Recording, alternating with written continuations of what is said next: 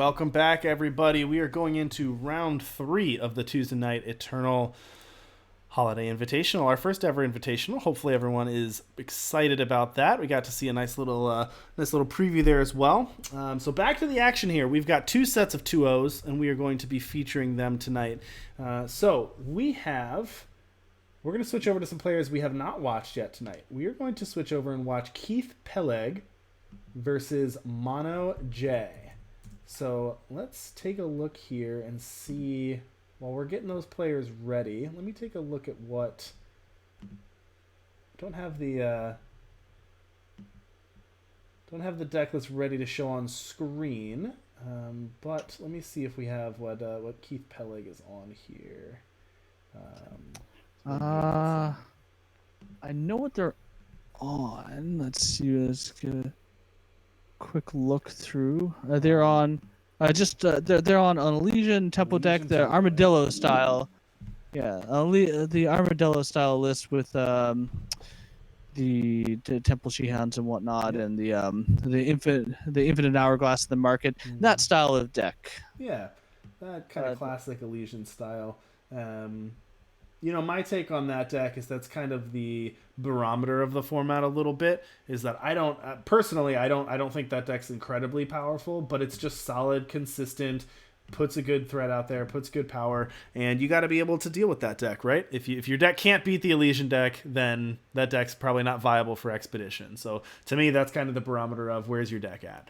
And then on the other side, on MonoJ's side, we've actually got Stone Scar Control. So it looks like this is one of those dragon-based decks.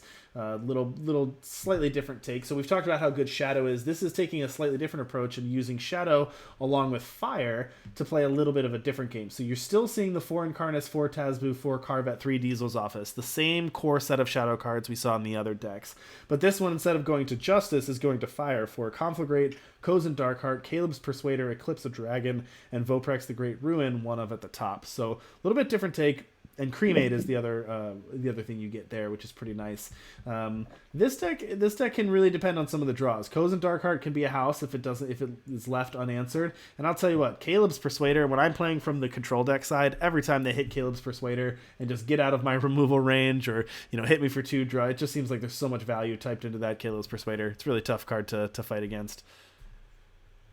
Yeah, that's what I find too. Is that the Caleb's Persuader? Once you see that, you give a great sigh. You're like, I guess this is going to be like a 2-shot removal. Or I have to draw some kind of threat that can block this for a turn while I set up to try to find an answer to it. Yeah, the Caleb's Persuader has been very, very powerful in this format. It is still a 2-for-1. Well, not really, because you draw a power, and sometimes that's good. This deck does go all the way up to Voprex the Great Ruin, which I haven't seen in a deck for a while. Not since set 1. Now, interestingly, they don't... I've seen a lot of these decks playing... the name is blanking me, but playing the smaller dragon, the little dragon that you put Persuader on and get up the mastery, the Teething Whelp. Teething they're not Whelp, playing yeah. Teething Whelp, they're not playing Varret, so they're actually going a little bit bigger here, not playing out those early mastery creatures. So it's a little different take than kind of the Stone Scar Mastery that you see a lot of the time. Yeah, this is probably a better style of deck into an open format. Because the lower, tighter to the ground decks are easily stymied by mulligan decisions, right? Whereas this kind of deck is not really prone to losing to your opponent's very good opening hand. If your opponent has, for example, an opening Conflagrate or a Voprex Choice and whatnot, like it's much harder to deal with it's much easier to deal with a Varret plus the Nice Jack than it would be otherwise, right? But in a field where you don't know what your opponent is playing against, like ladder, you could have a solid hand that doesn't have Conflagrate or Focus Choice, and you're just going to lose sometimes to the Varret plus Knife Jack draw, or the Teething Whelp plus that draw. All right, well, Um, let's go down to the action here. So, welcome everyone to round three. We are watching a battle of two O's here: KeithPelig versus MonoJ. KeithPelig on Elysian Tempo, MonoJ on sort of a Stone Scar control deck. KeithPelig with a pretty decent hand here. Nice curve out. Unfortunately, their power didn't really play with them there. They couldn't deploy their Borderlands Lookout because they didn't have. Actually, they did have Emblem of Grodov on one, which is interesting. But they did not. They decided not to play out the Borderlands Lookout on turn one. Instead, playing out their depleted power, their dual power on the first turn, and then playing out Trailmaker on turn two. Now they play out the yeah. Emblem here, and they're able to get the Temple Sheehan down, or they're able to get out Monk plus Borderlands Lookout. So a couple different options here. Yeah, and on MonoJ's side, they have the answer to this the monk. The virus favor is definitely going to come down. It's going to get a huge amount of value, and that's going to clear the board a bit. They might have to end up using this cremate in order to get rid of this Temple Sheehan because the Vorpex's choice. They're definitely going to sacrifice the Borderlands Lookout. Yeah. If they use the Vorpex's choice here, so yeah. I think they're probably going to end up using the cremate here, unless, of course, there's something in the market. An Edict of Makar is not really that useful. Well, They do you gotta be interesting. tough They here do because run the Keith Dragon does have Forge in the Daring market. Griffin. So when you're playing against this deck, you've got to be aware of Daring Griffin. It's interesting here. I wonder if that's going to come back to bite him not using the removal there, because now the Daring Griffin's going to come down. It's gonna waste that first removal spell. Yeah, it doesn't really waste it though because they can play the Edict of Makar on pretty much anything, and be able to cremate whatever the weapon goes on.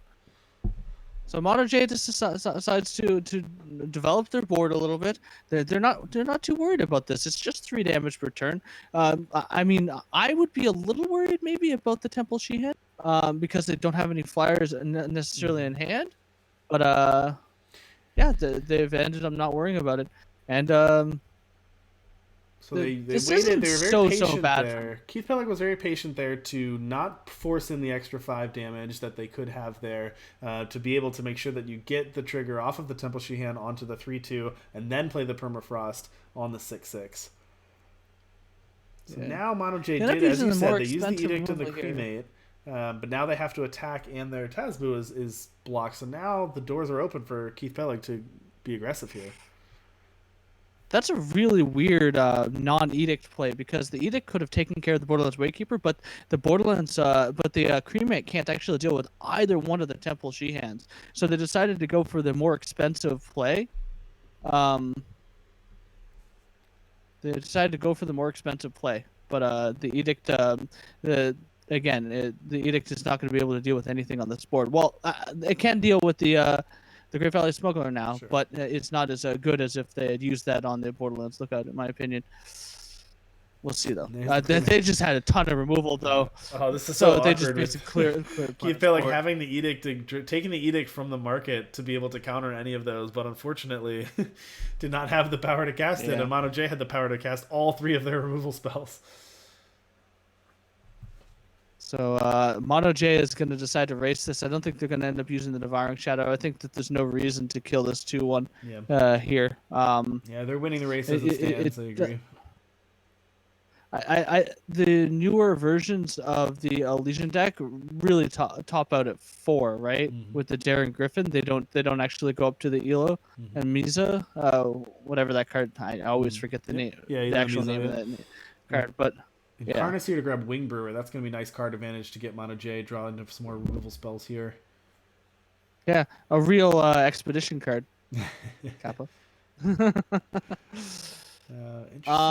Yeah, KeithPelig's a little bit behind. They're actually going to Edict here to take care of the Incarnace. I guess they kind of have to. All right. Yeah. An attack in for 5 and then play a Smuggler. They can't get anything because they don't have any cards in hand. Yeah, I think they're just going to hold on to it. End up waiting on that. Yeah. Here they can Devouring Shadow plus Vorpex's Choice. Are they going to end up doing that? They're definitely going to Vorpex's Choice here. I think they're going to get rid of. Well, actually, I don't know what they really value more. They valued the power a little more. Didn't matter. Yep. And now attack for 3, and KeithPelig's down to 9 here. Of course, they can play out the Smuggler if they choose. Not sure what would be super effective here. I mean, you can Crystallize. Yeah, I guess Crystallize is the best thing to get out of there, but Crystallize isn't great here either. Oof, Diesel's Office going to take care of that Smuggler. Going to give all the units lifesteal.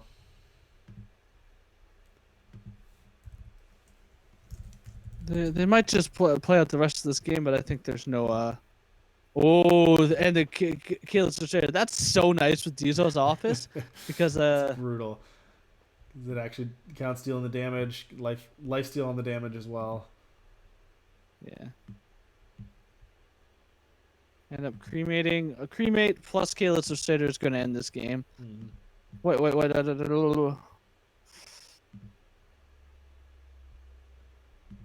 All right. So MonoJ going to take that one here. Welcome back to the booth. So that was the game 1 of round 3 here. Again, both of these players starting at 2-0. It is best of 3, so that was just game 1 of this. We do have another result in the book, though. Another 2 Battle of the Heavyweights here. 2 of our featured players, Gold 47 versus Doc 28. Gold 47 took that one. Gold 47 going to move on to 2-1, and Doc 28 going to move to 1-2, and has knocked Doc 28, one of our featured players, out of the tournament. So, well played by Gold 47. Unfortunate night for Doc 28 here. Yeah, Gold 47's very sweet take on the FTJ ramp deck. Certainly showing its mettle here. Hopefully they can take that into the top 4. Because actually, of course, we're not going to see that in the top 4 because we're going to see Throne deck lists in the top 4. Honestly, I would be excited to see what Gold 47 brings to the Throne.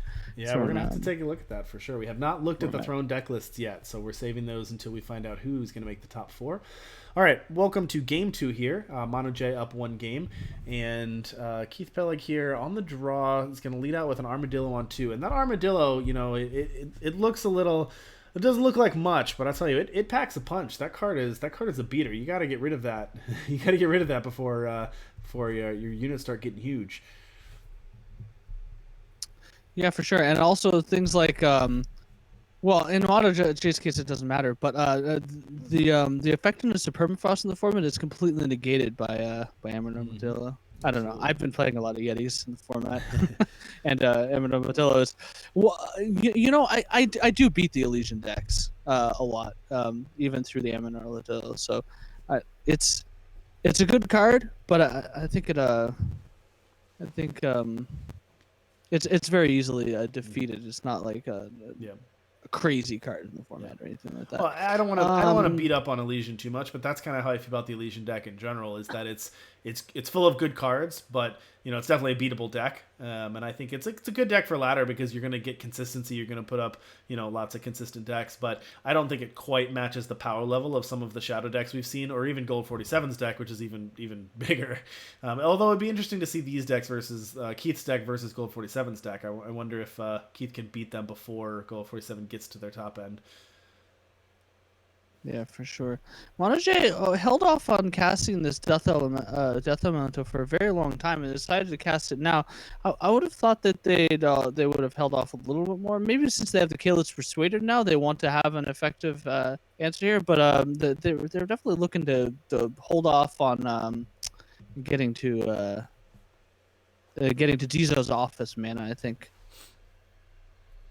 Ooh, a Sodi. Here. I mean, that's gonna be nice, but it's gonna eat the cremate, of course. But yeah.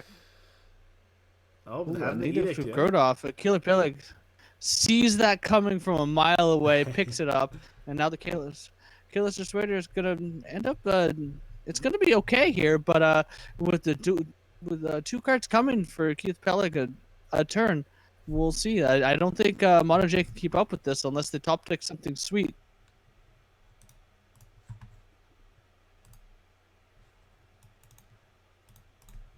All right.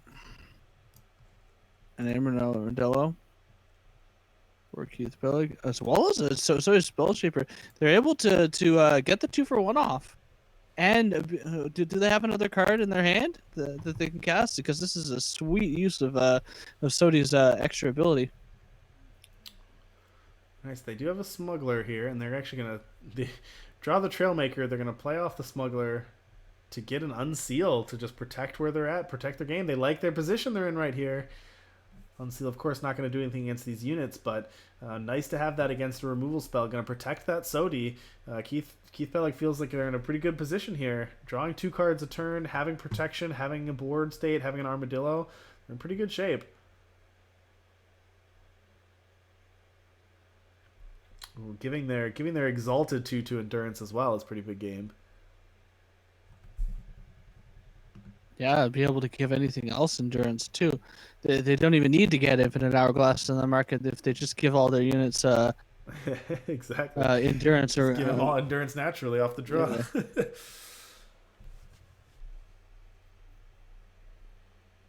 Oh, and MonoJ with nothing in hand. MonoJ needs to draw some now.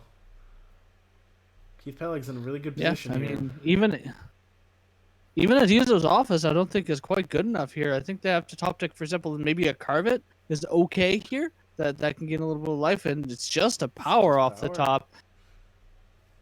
Oof. This might even be lethal, depending on what KeithPelig has in hand. Block. Yeah, it's 5. They have to block all 5 damage off of. I don't even think they. Yeah. can Okay. do So that. they decided to. Yeah. They had an option to go to 1, but they're not beating that by losing their whole board. So, all right. KeithPelig going to tie that up to 1 game apiece. Okay, welcome back to the booth here again. This is round 3, and these players are now tied 1-1. So the winner of this match will go to 3-0 and will be essentially locked for the top 4. So that'll be pretty exciting here. Again, the prize money right now is $250. So if you want to donate to that prize pool, of course, paypal.me/Tuesday Night Eternal. We appreciate all the support so that we can run these community run events. I believe the breakdown is $130 to the winner, $60 for second place, and then $30 for third and fourth place. So, if you make top 4, winner of this match pretty much guarantees themselves at least $30. Not bad for a random Tuesday night event. Yeah, not bad. Not bad at all. Yeah, that's not quite ECQ money, but I'll tell you what, for just to come and hang out and play some Eternal on a Tuesday night, not bad taking some cash home. Yeah, it's around the same, if not a little more than what the ECLs were offering way back in the day. So definitely a thriving community tournament scene for sure. Kudos to you, Telemachus, for bringing back the tournament scene. Well, I appreciate it. Thank you to all the viewers for supporting this and all the players. All these players playing out here. Like I said, this is the Invitational, so all these players have actually qualified for this by playing in multiple events. So thanks to them. All right, KeithPelig here. Coming down, they're gonna go ahead and play a empower up to a 5/3 overwhelm. Now MonoJ has the trade here if they want to make it. And KeithPelig going to see that, and they're actually not going to attack here. They're going to instead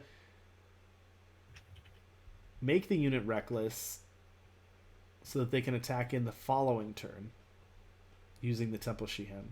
And they have another power in hand to trigger again. MonoJ is going to play out Incarnis, which is obviously very powerful. So it'll be interesting to see what KeithPelig plays here. He's got a lot of options. He can play a Permafrost on the Incarnis and attack. Permafrost, Armadillo. You can actually go Armadillo, Borderlands Lookout, Permafrost, or you can play a Daring Griffin. So you really got to decide: are you more worried about the potential removal spell coming down next turn, or are you okay taking that and deploying out your removal spell plus 2 threats? So do you want to get aggressive on the threats, or do you want to protect your threats that are already there? Tough call here. It is a tough call. Considering, let's see, in the market, there's no sweeper in the market. So I think what they will end up doing is casting out as many units as they possibly can, and then using the removal on the subsequent turns when they have a better idea of where those targets should be. Okay, so they ended up using the. They're going to deploy 3 spells out of their hand, get rid of the Incarnis, play out more units. And now they have the 2 Daring Griffins in hand. So if they can dodge some... They can dodge a little bit here. Affliction. Affliction is so ridiculous in this situation. The one off the Incarnus. All right. All So right. we're able to take care of 2 units here, but KeithPelig still has a board, and now can either... Actually, again, a tough decision. You can either play out the Alban Row, which is probably what you do here, or you can play out the one of the Daring Griffins. Another tough decision, but... Gonna play out the Alban Row. Now this Voprex choice can't be... Now this Voprex choice can't be combined with the Smuggler next turn. So... That's going to be quite interesting. Well, actually, hold on a second. Is it just spells? Double the cost of a card in the enemy player's hand. Holy crap. That means that they can get rid of this. They can basically put this Incarnus out of range of being able to be cast. Okay, they decided to go for the Semi Smuggler. They spied the Vopex choice plus Semi Smuggler. Well, I think the plan, Incarnus is interesting because the Incarnus, while a huge threat, actually doesn't... I think they're trying to race here, right? You say the Incarnus is not going to win the race. I'm going to kill them before they can kill me with Incarnus. I just want to stop the Smuggler. Oh, you can shift the Smuggler. Shift it. Oh my goodness, you can still shift it. What a play by MonoJ. Oh, KeithPelig, that's got to be frustrating. You can still shift it. Brutal. I mean, still prevents it from blocking. MonoJ may not. You know, for me, I probably wouldn't even have noticed that either until it just lights up in your hand. It's like, why is this lighting up in my hand? And then you're like, oh, crap, it can be shifted. And then you just do it. Yeah, I mean... Oh, what a play. Allowing them to grab an edict from the market. Oh, man, that did not go the way KeithPelig wanted. I guess the only silver lining is that it can't block, and now you get a Daring Griffin down, so it might not end up mattering, but great play there by MonoJ to let him do that. At least gave him options. You know, kept him in the game at least, even if it's not going to be enough here. So that's 4, 5, 6 damage, and they can only use this edict card. Like, are they gonna? Okay, first of all, I think that you play the Incarnus, find out what's up. Maybe you get a 1-cost spell that you can. They do. Wow, nice. Play the Pilfer. I might not have cast it this turn because this is I guess it doesn't matter, does it? They are technically not dead over 2 turns, but no. Another Daring Griffin. Yeah, the off second the Daring top. Griffin's gonna be tough. All right, keep so they can having the Daring Griffins. Yeah, that'll do it. You gotta diversify your threats here, though. But you can't hit both. Okay, so. They diversified their threats, therefore they won the game. Well played by KeithPelig not to bundle up there. And that's going to allow them to win. So congratulations, KeithPelig, on the 3-0, and very likely our first player into the top 4. Congratulations, and well played by MonoJ to make that close. And even though it didn't end up mattering, being able to shift out that Smuggler was a great play. That was one of my favorites so far. All right, so we have actually, I think we have one. Let's see if we can get down to game 3 of Nova versus Brody, unless they're done. But all the other matches are actually finished. Are Brody and... Yeah, Brody and Noverb are still going. So let's check that out here. Go to Brody138. We'll send you down there. This is in game 3 here. This is the last game left in the round. All right. What is that card? Oh, Verret.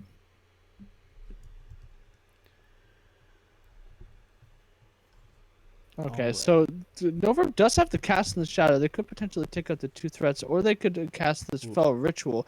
But either way, I think that the Siditi has to go down this turn. Yeah, Noverb hand is stacked. It might do. Let's see if they can survive long enough to deploy all this. So this is a little bit of a rematch of what we saw earlier. Similar decks here with the Huru versus the Shadow Control. Yeah, I think the Siditi's got to go down, but not a bad hand to have Cast into Shadow, Fel Ritual, double Tasmoon, and Incarnus. Lots of options here. Wait. They decided to pass the turn. They're going to cast in the Shadow, but they gave them an extra card. In fact, there's 2 Curse of Provocations on Noverb's face.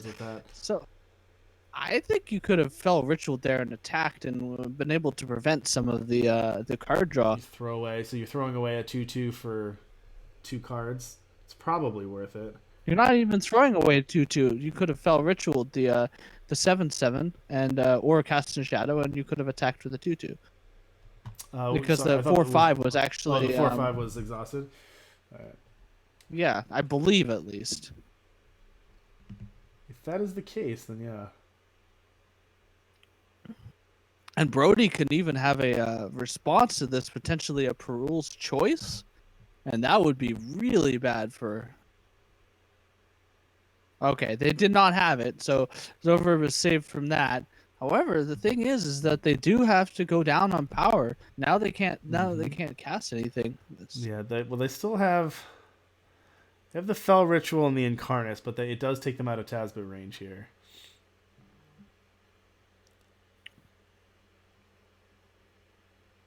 Yeah, and Brody got the little extra value of the face Aegis plus the Aegis on the Huru Smuggler.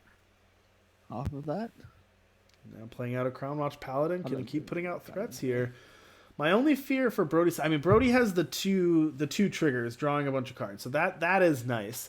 But the problem is, as this game goes on, I don't see how Brody is pushing through damage when Moverb starts playing out Incarnuses and Tazbus.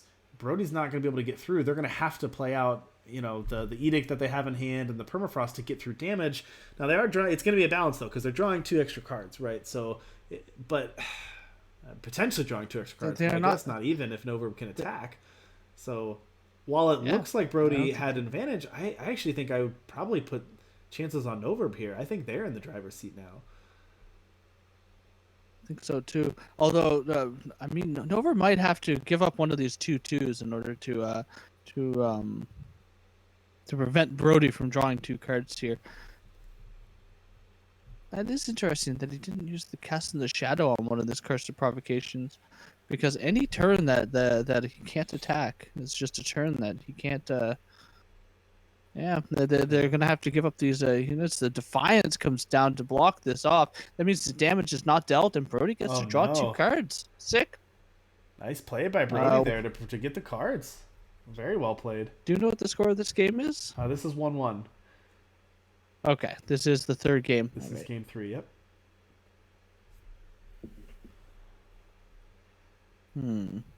More action here. I'm not. Wow. Edict of Kodosh out of the market, which they must have gotten, 2 turns ago. Yeah, and that actually silences the Tazbu, so they don't. Noverb doesn't even draw a card off of that. Yeah. They can take the 7 here or Chump. I think they have to do that 6. because otherwise the flyer is lethal in the following turn, because the only plays they have in their hand are ground units. So they have to be able to prevent this. Oh, and another. Yeah, this is tough. Yeah, this is very well played by Brody. Being able to play these threats and then the Defiance to prevent the damage was a really nice play. It's just drawing more cards and preventing Noverb to get any sort of foothold. Looking at the hands the way they were, it looked like Noverb could really do something, but Brody's doing a great job of just preventing any foothold for Noverb. They're not able to get threats down. They're not able to prevent Brody from drawing cards. It's just too much for Noverb to be able to handle, and they're getting overwhelmed here. Now they're at 6, and there's 8 power on the board. Actually, I think they're just lethal because they have Finest Hour in hand. Oh, they have Finest Hour in hand. Yeah, that's just Noverb found the only line from off of Incarnus in order to prevent lethal for this turn, but Brody found lethal of his own. So, I think this is Noverb currently. What is Noverb currently? They are 1-1 currently, so this will put them 1-2, and probably and definitely out of top 4 contention. And Brody maintains their top 4 contention. Absolutely. All right. Well played by Brody there. Okay, welcome back to the booth, everyone. We just saw that was the end of round 3 here. So let me see. Let me make sure that all these are. I was rooting for Noverb. He's a good friend of mine. He is. Noverb's great. Great friend of Tuesday Night Eternal. Always participates in the events. Good streamer if you haven't checked out Noverb's stream, but tough one there. All right, let's see if we can get these standings loaded up. Make sure everybody has reported here. And we're going to be going into the last round. So if you weren't here at the beginning, the way that this works is these first 4 rounds are Expedition. So we've got one more round of Expedition, and then we're going to cut to the top 4. And then once we cut to the top 4, at that point, we're going to switch over to Throne decks. So after the next round, we're going to get some of these deck lists. We're going to take a look at the Throne deck lists, and we're going to set that up for the top 4 here. It looks like... Let me just make sure we've got that last match reported. All right, let's transition over. Also, thanks for the raid, Noverb. Absolutely. Thank you, Noverb, for the raid. We really appreciate it. Thank you, everyone. Welcome, everyone, from Noverb's stream. That was a tough one there for sure, but pretty good tournament there. We got some good players and some good decks here. Nobody's taking it easy in this tournament. We've got some money on the line. We've got the Invitational, something special about the holidays. They're giving it their all tonight. All right. So, pulled up the standings here. Looks like we've got KeithPelig and Captain Teambro both at 3-0. So, both of them should be sitting pretty for the top 4. Of course, the winner of that is obviously in. They'll be the 1-4-0. The loser of that match between KeithPelig and Captain Teambro will likely be 3-1 with good tiebreakers. So, very likely that the loser of that match will still be in the top 4 as well. And then you've got a number of players that are competing for the 2-1 spots. So you've got Sleffer, Jedi EJ, Loco Pojo, Brody138, MonoJ, and Gold47. So all of them will be competing for that those last 2 spots, basically, assuming that the loser of KeithPelig and Captain Teambro, assuming their tiebreakers will get in, then those players will be competing for the final 2 slots here. So it'll be close. This will come down to tiebreakers. So it will come down to who you're paired against, because we'll have a couple of 3-1s. I believe we'll have 1-3-1. 1-3-1 won't make it. 1-3-1. I think you're right. So 1-3-1 will not make it. You'll have 1, 2, 3, 4, 5, 6. So you'll have 3 3-1s and then the loser of the 2 3-0s. So yeah, you'll have 4 3-1s, and one of them will not make it based on tiebreakers. So the tiebreakers come to your opponent's match win percentage. So you can see that on the standings on the screen right now. So looking at that, the people with the best tiebreakers right now are KeithPelig. MonoJ has pretty good tiebreakers. Gold47's down at 44%, so that's actually tough for Gold47 right now to get back into that. Okay, so hopefully everyone has done that. One thing I'm going to remind everybody real quick, just for upcoming events before we take a quick break, is that we have the January Throne League. So this is a new thing. We're still going to be doing these tournament events, but in addition to that, if you cannot play on Tuesday nights, or you know a friend or somebody in Discord who can't play on Tuesday nights, we're going to be introducing the January Throne League. So it's an asynchronous tournament. You can play your matches whenever you'd like, at your own pace, anytime from January 1st to January 31st. And then at the end of the month, we will base people on the records on the standings, cut to a top 8, and have a single elimination playoff in early February to crown the winner. So signups are already live for that. No deck lists are required, so don't worry about putting together your deck list now. Just go ahead, sign up for it. If you're interested in that, you can find it on the Battlefy page. Go ahead and check it out, sign up for it, and that'll be exciting in January. I know that Overmaster's playing in that. I will play in that. Of course, I will give up my slot if somehow in the world I end up making the top 8. But I'll definitely play in that for fun as well, to have more people in there. So man, you beat me. I think we've only played on ladder once, and I think you beat me. It's possible. It's all right. Although I would say that's another fun thing about these tournaments, is being able to go on ladder and match up against random people that you found through Tuesday Night Eternal or have played in other events is pretty exciting. I always enjoy that part of it for sure. Yeah, just being able to talk to members of the community after the tournaments and whatnot has certainly been one of the things that kept me going in this community, in this tournament scene. Yeah, Sure. Yeah. All right.